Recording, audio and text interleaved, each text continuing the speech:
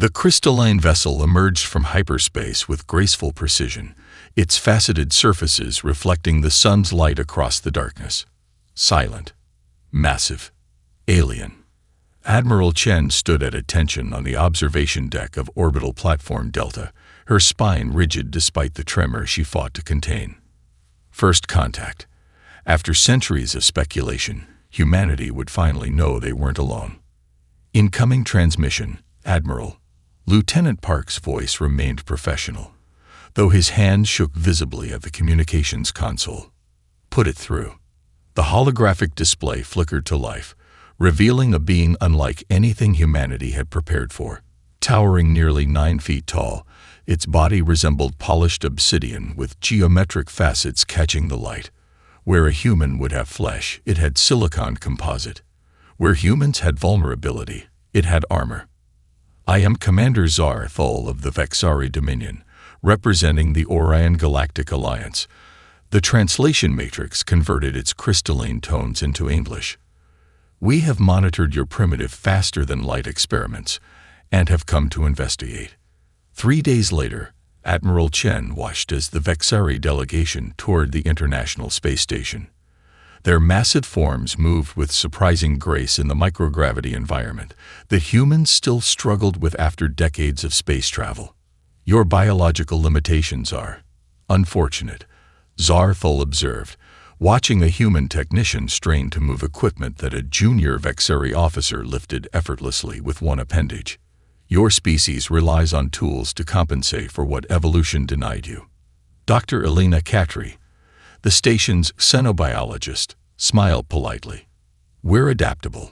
A common claim among physically inferior species, another Vexari remarked. The diplomatic greeting ceremony nearly ended in disaster when Ambassador Roth extended his hand in Earth's traditional greeting. The Vexari delegate, attempting to reciprocate, crushed 3 of Roth's metacarpal bones with casual pressure. Yet Roth maintained his diplomatic smile, continuing the meeting for another 40 minutes before quietly excusing himself for medical attention. From her observation post, Lieutenant Sophia Wei noticed something the aliens missed. The barely perceptible nod between Roth and Dr. Katri as medical officers escorted him away. Data gathered. Assessment continuing. Physically negligible. Technology, early development stage. Recommended integration timeline, 50 cycles. Zar Thol's report to the Vexari High Command was concise as he stared out at Earth from his private quarters aboard the mothership. The blue planet rotated slowly below, teeming with billions of fragile creatures who had somehow managed to reach the stars despite their obvious limitations. They will make adequate laborers once properly subjugated, his second-in-command noted. Their physical weakness means minimal resistance. Agreed. Zar Thol's crystalline features arranged themselves into the Vexari equivalent of a dismissive smile. Though they do possess unusual persistence for such fragile beings unknown to the Vexari, Lieutenant Wei's covered algorithms had already broken their encryption. The aliens' assessment of humanity streamed across secure channels to military command centers worldwide. In underground laboratories beneath the Atacama Desert, Dr. Capri uploaded biomechanical data gathered from the handshake incident. The bone sample taken from Ambassador Roth contained microscopic sensors that had mapped the Vexari's molecular structure during contact. They think strength is just about physical power, Wei whispered as she forwarded the final translation matrix to her superiors. They have no idea what humans are capable of. 6 months after first contact, the crystalline towers of Vexus Prime loomed around Ambassador Sarah Chen. Gravity 1.3 times Earth's standard pressed down on her frame as she followed her Vexari escort toward the great arena. The trials of might occur once every 50 cycles, the escort explained, faceted eyes gleaming with pride. All member species of the Alliance are welcome to observe, though few participate. Chen understood the unspoken message. Few had the strength to survive. The diplomatic observation box offered a panoramic view of the arena, a brutal landscape of shifting terrain, gravity wells, and environmental hazards. Chen watched as a Krell warrior, 3 times human size with armor-plated skin, was effortlessly defeated by a Vexari champion half its size. Impressive display, she commented to High Admiral Kvex, seated beside her. Mere preliminaries. Kvex's crystalline voice resonated with dismissal. True strength reveals itself in the later trials. Below, a contestant from the methane-breathing Kralxi species collapsed when a terrain shift exposed it to oxygen. Medics rushed to save the fallen alien while the crowd's crystalline chiming, their version of applause, echoed throughout the arena. At the reception that evening, fermented stellar gases flowed freely among the dignitaries. High Admiral Kvex approached Chen, his crystalline form slightly unsteady from intoxication. Perhaps humans would like to participate tomorrow, he suggested, facets glittering with mockery. We could arrange accommodations for your species' limitations. The nearby delegates fell silent, anticipating Chen's humiliation. How thoughtful, Chen replied smoothly. We gladly accept. Captain Rodriguez will represent Earth. The silence deepened into shock. Captain James Rodriguez stood at attention in the human quarters, his military bearing undiminished by the heavier gravity. They've accepted our entry, Captain, Chen informed him. As we anticipated. Rodriguez nodded, eyes steady. The intelligence from Lieutenant Wei's decryption was accurate.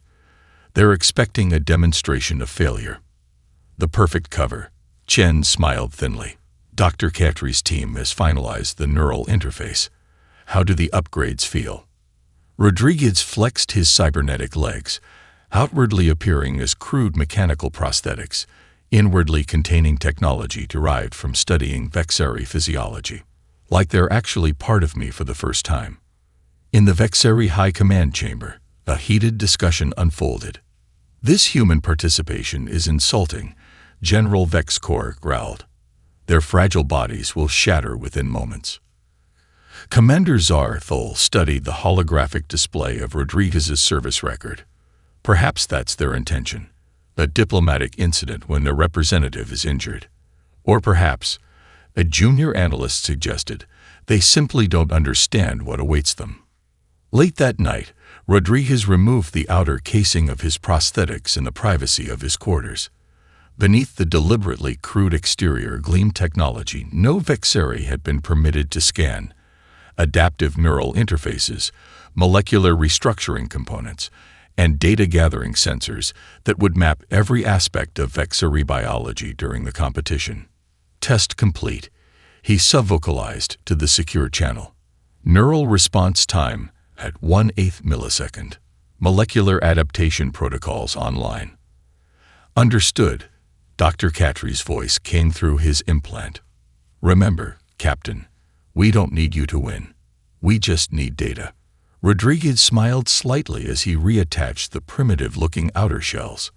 With respect, Doctor, I plan to do both. Outside his window, the 3 moons of Vexus Prime cast sharp shadows across the arena where tomorrow the Vexari would learn their first lesson about human strength. Dawn broke over Vexus Prime's crystalline horizon as Captain Rodriguez entered the staging area. Alien competitors towered around him, some 3 times his height, others with exoskeletons that gleamed like battle armor. Their dismissive glances barely registered as he performed his final equipment check. The human actually appeared. A Tavari warrior rumbled to its companions. It will be educational for them to learn their place in the cosmos. Rodriguez kept his expression neutral as his implants recorded every biological signature in the room. The first challenge, the pillar climb, began with a thunderous announcement. 50 crystalline columns erupted from the arena floor, their surfaces deliberately designed to shred soft tissue. The Vexari champion, Kexvar, ascended his pillar in 12 seconds, powerful limbs finding invisible purchase on the sheer surface. The crowd's crystalline chiming reached a crescendo. Rodriguez approached his pillar last. The stadium grew quiet, spectators leaning forward for the expected humiliation. Observe. Commander Zarthol gestured to Ambassador Chen. Your representative already falters. Chen watched as Rodriguez struggled initially, his movements seeming clumsy compared to the alien grace around him. Blood appeared where the crystal edges sliced his hands. "Curious," Chen replied evenly. "I expected worse." Then something changed. Rodriguez's movements shifted subtly. Instead of matching the brute force approach of the other competitors, he began using minimal contact points, studying the crystalline patterns, finding microscopic imperfections invisible to the naked eye. In the control center, the Vexary monitoring team registered anomalous readings. "The human's neural patterns are changing," a technician reported. "Adaptation occurring at unprecedented rates." "Impossible," the supervisor dismissed. "Their primitive cybernetics cannot interface with our technology." On their screens, Rodriguez's climbing speed had doubled, then tripled. The gravity gauntlet brought most competitors to their knees. Crushing forces alternating with sudden zero-G created conditions that tore muscles and shattered bones. The mighty Krell champion staggered through, bleeding from multiple orifices. Rodriguez entered the field and immediately collapsed under the first gravity well, blood vessels bursting in his eyes. The crowd roared in satisfaction. "Your warrior fails," Vex observed smugly. Chen said nothing, watching as Rodriguez lay motionless for precisely 30 seconds. Then, as if rebooting, he rose. His movements became fluid, adaptable, almost anticipatory of the gravity shifts. "Thermal adaptation exceeds parameters," Dr. Katri reported through Rodriguez's implant during the desert march. "Core temperature stabilizing at 102.6. Around him, alien competitors faltered in the methane-rich atmosphere. The silicon-based Tavari developed stress fractures in their exoskeletons. Even the Vexary champion showed signs of fatigue, crystalline limbs developing microscopic fissures. Rodriguez kept moving, one foot after another, his enhanced systems adapting to each new environmental challenge. 16 hours into the desert march, only 7 competitors remained. When Rodriguez crossed the finish line in third place, the stadium fell silent. Ambassador Chen stood, her slow, deliberate applause echoing in the stunned quiet. High Admiral Kivex's crystalline face contorted in rage, while beside him, Commander Zar Thol studied the blood-covered human, with new calculations forming behind his faceted eyes. "Interesting," Zar Thol murmured. "Perhaps we misunderstood." The Vexary High Council chamber fell silent as Captain Rodriguez's performance data played across the crystalline displays. 3 days had passed since the trials, and the implications were still reverberating through the Alliance. "Impossible." General Vexcore slammed a crystalline appendage against the table. "Their adaptive capacity exceeds all biological parameters." Commander Zar Thol studied the biometric readings thoughtfully. "Perhaps we have underestimated." The emergency alert cut through their deliberations, bathing the chamber in pulsing red light. Vorak's signature detected at the edge of Sector 12. The tactical officer reported, voice tight with barely contained fear. The holographic display shifted to show a massive organic-looking vessel. Its surface rippled with pustulant growths and crystalline sensory arrays, a horrific hybrid of technology and biology that defied conventional understanding.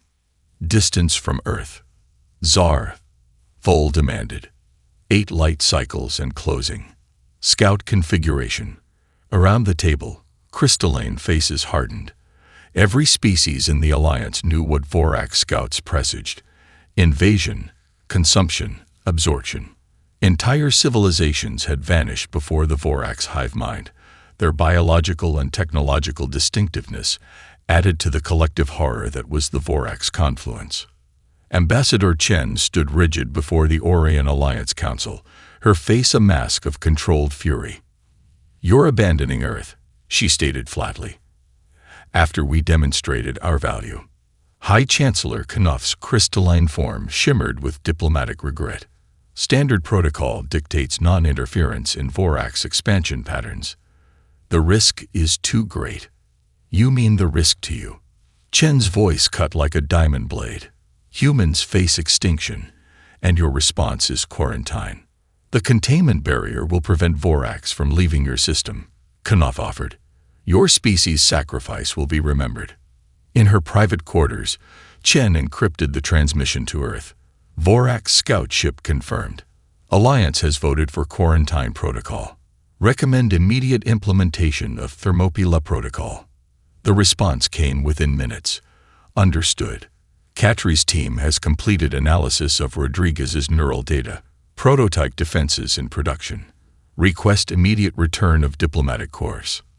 Chen hesitated before adding, I'm staying. We need eyes inside the Alliance. Commander Zarthol found himself oddly troubled as he watched the human diplomatic vessel depart.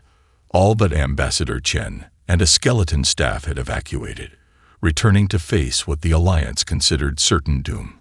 Tactically unsound, his second-in-command observed. They cannot hope to resist the Vorax, and yet they try, Zarthol murmured. Just as Rodriguez continued when all logic said he should fail. 3 weeks later, the emergency alert sounded again. The tactical display showed the Vorax scout ship accelerating toward Earth, months ahead of predicted schedules. They've detected something, the xenobiologist reported. Energy signatures indicate full hive mind activation. The Alliance Council watched in grim silence. Earth would be the first to fall, as expected. Full invasion fleet emerging from hyperspace. The tactical officer announced. Vorax Confluence has committed unprecedented resources to this attack. Ambassador Chen's face revealed nothing as she stood at the back of the chamber. But deep in her secured communications implant, she sent one word to Earth. Coming. 3 months after the Vorax arrival, the Alliance Council viewed the holographic feed from Earth's orbital monitoring stations. They had expected to witness the final stages of human extinction. Instead, they saw resistance. Impossible, High Chancellor Knuth whispered as the images showed Vorax bioships retreating from a coordinated assault by much smaller human vessels. Their technology was assessed as primitive. Assessment incomplete, Ambassador Chen stated flatly from her position at the back of the chamber. She offered nothing more. The Vorax had struck with overwhelming force. Their first attack had obliterated New Delhi and its 20 million inhabitants. Sao Paulo followed hours later. The Alliance expected fragmentation, panic, surrender. Instead, Earth unified. Former enemy nations pooled resources and opened borders for refugees. Civilian infrastructure transformed for war production within days. Where the Vorax expected chaos, they found coordination that defied their hive mind predictions. The adaptation rate exceeds all models. The lead Vorax consciousness reported to its collective. They've modified defenses to our attacks within solar cycles. The bioship pulsed with the collective's confusion.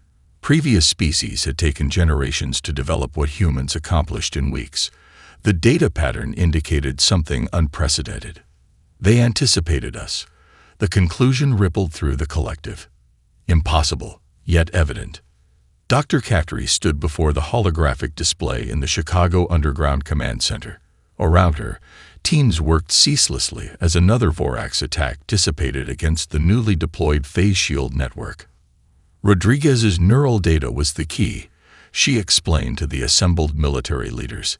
His cybernetic interface mapped not just vexillary biology, but the fundamental patterns of non-human neural structures. General Santos nodded. And the Vorax operate on a hive mind. Precisely.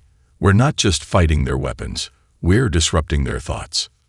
Commander Zarthol's private vessel approached Earth under communications blackout, violating direct orders from the Alliance. Official reports claimed Earth was falling. Intercepted Vorax communications suggested otherwise. He needed to see for himself.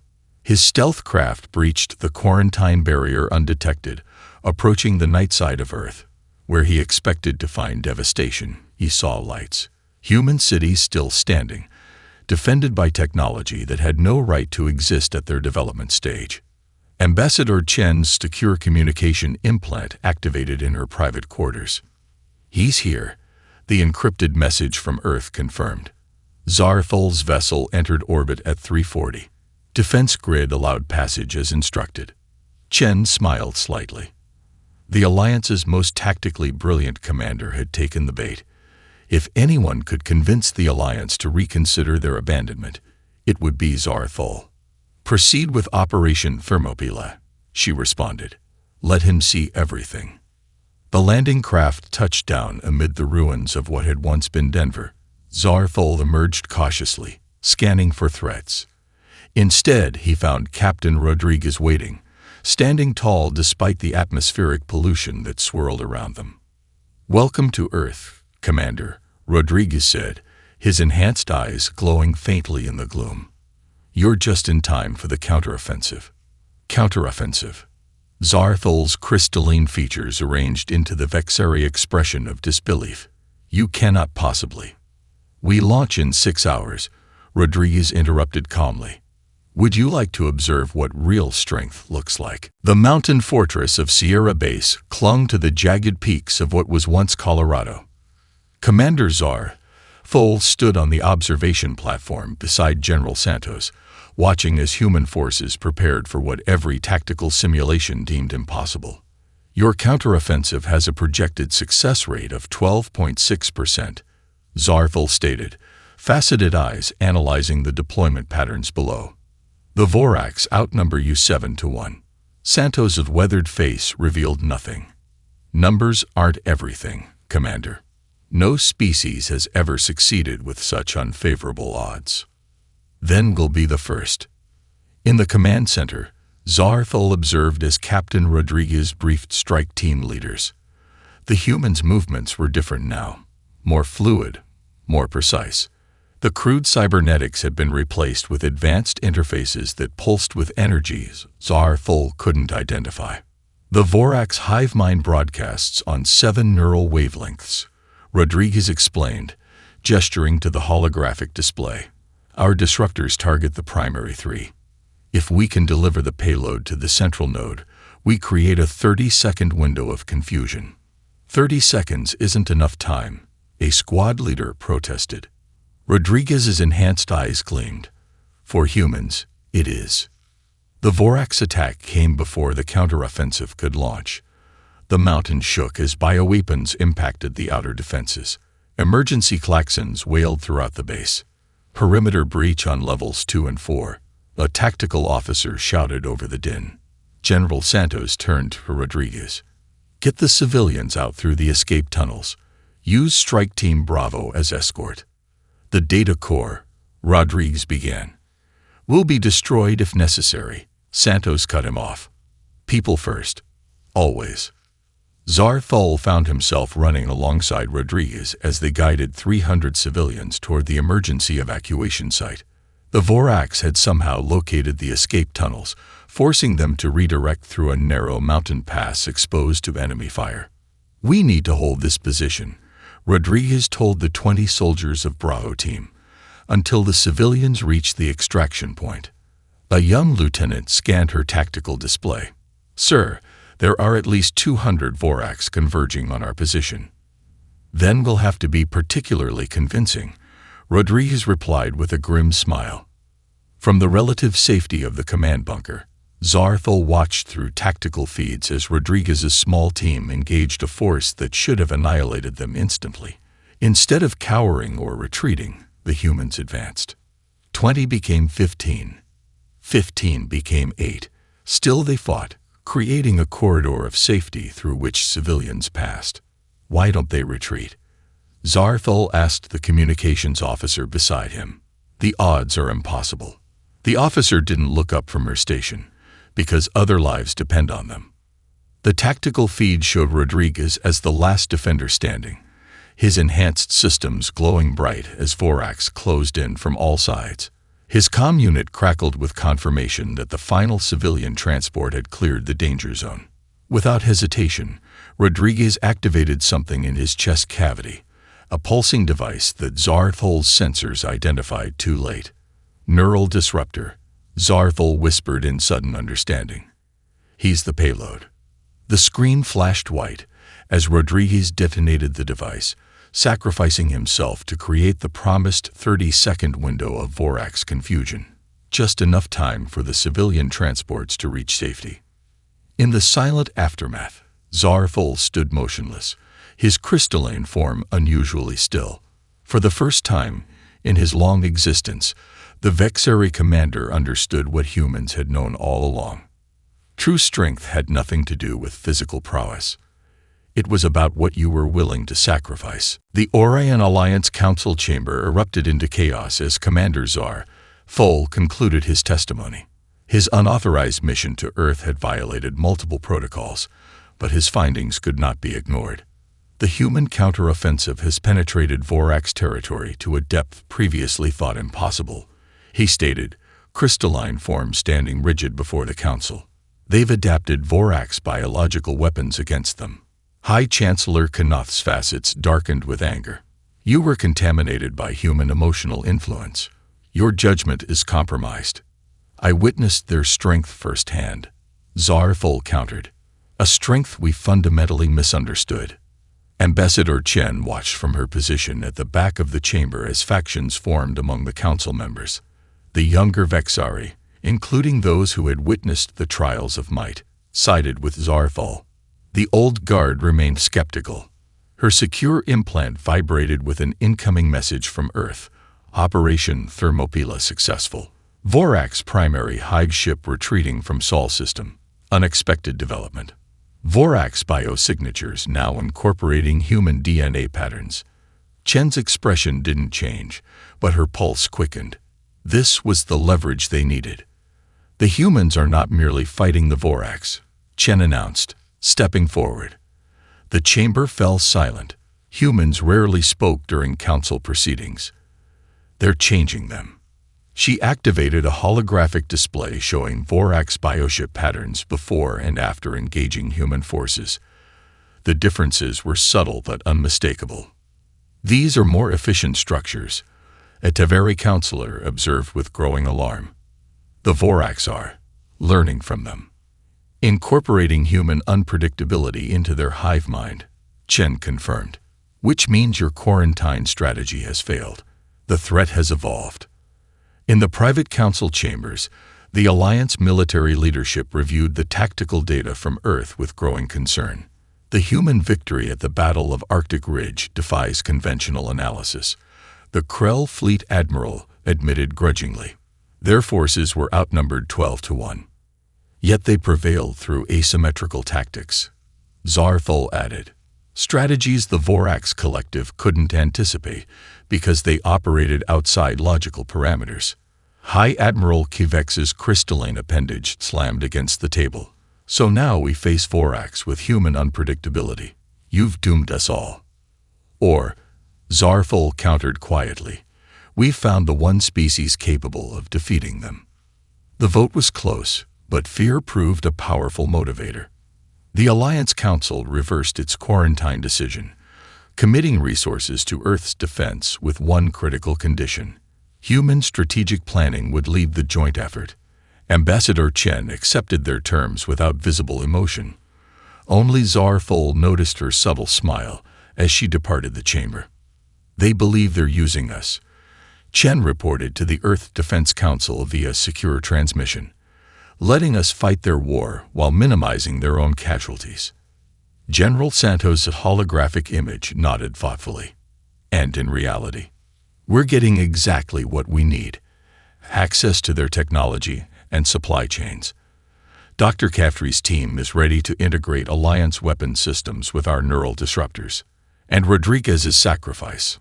Chen's composure finally cracked, grief showing momentarily. Not in vain. His neural patterns were fully backed up before the mission. The data is being integrated into our new command systems. Then Operation Lazarus is proceeding as planned, Santos confirmed. The Alliance has no idea what's coming. Aboard his command vessel, Zar Fol reviewed the joint fleet formation. For the first time in Alliance history, a non-member species was dictating tactical doctrine. More shocking still, the Alliance was following human leadership without question. The impossible had become inevitable, and Zar Fol found himself wondering if that was the true nature of human strength all along. The combined fleet of Alliance and human vessels surrounded the Vorax primary high ship, a massive pulsating structure that defied conventional classification as either vessel or organism. On the bridge of the command carrier, General Santos stood beside High Admiral Kivex, the unlikely alliance a testament to how far they've come. Your weapons platforms lack sufficient power to penetrate their outer membranes, Kivex observed, faceted eyes scanning the tactical display. Even with our combined firepower, we cannot guarantee destruction. Santos nodded calmly. That's why we're not using firepower alone. Deep within the fleet, a small infiltration vessel detached from its carrier. Its stealth systems, a hybrid of human ingenuity and Alliance technology, rendered it virtually undetectable. Inside, a joint team prepared for insertion. Dr. Katri adjusted the neural interface on her helmet, its design reminiscent of Rodriguez's original cybernetics, but vastly more sophisticated. Neural synchronization complete. All team members are connected. Beside her, Zarthol experienced something entirely new. The thoughts and emotions of the humans around him, filtered through the interface. It was overwhelming, chaotic, yet oddly harmonious. Is it always like this? He asked Katri. So many contradictions at once. She smiled slightly. That's humanity, Commander. We contain multitudes. The infiltration was neither clean nor elegant, where Alliance species would have proceeded with precise, calculated movements. The humans improvised constantly. When a Vorax detection system unexpectedly activated, Lieutenant Wade didn't follow protocol. She rewired it into their own security network using techniques that horrified and impressed the Alliance engineers in equal measure. That can't possibly work, a Taveri specialist protested. We grinned as the Vorax systems accepted her hack. Tell that to the results. In the central node of the Hive ship, the team faced overwhelming opposition. Vorax defenders swarmed from every direction, their newly evolved forms showing disturbing human characteristics, adaptability, unpredictable movement patterns. The integration chamber is 50 meters ahead. Chatri called out as plasma fire erupted around them. We need to deliver the payload directly to the primary consciousness. Their numbers dwindled rapidly. 3 humans fell, 2 Alliance members. The mission parameters shifted from possible to suicide. Zarthol watched in fascination as the humans' neural patterns transformed within the interface. Where fear should have paralyzed them, resolve strengthened. Where logic dictated retreat, determination pushed them forward. The final barrier required a biometric key, Vorax tissue. Their last remaining explosive could create an opening, but someone would need to stay behind. I'll do it, 3 voices said simultaneously. 2 human, 1 Vexari. They looked at each other in surprise. Then Zarthol, who had once dismissed humans as physically inferior, made his decision. My crystalline structure will contain the blast radius more effectively, he stated, already moving toward the detonator. The mission succeeds with you, not me. Dr. Caffrey's eyes widened. That's not logical, Commander. No, he agreed, his faceted face arranging into what he'd learned was a human smile. It's strength. 1 month later, Ambassador Chen stood before the Alliance Council as they formalized Earth's status as a full-member world, a process that normally took decades, not months. The defeat of the Vorax confluence has reshaped our understanding of interspecies cooperation, High Chancellor Kanoth acknowledged, and of strength itself. Chen accepted the crystalline emblem of membership, its surface inscribed with a new symbol. Vexari and human forms intertwined. Commander Zarthol's sacrifice will be remembered, Chen stated formally. As will Captain Rodriguez, Kanoth replied. What neither mentioned, but both understood. Strength had been redefined throughout the galaxy, and the universe would never be the same.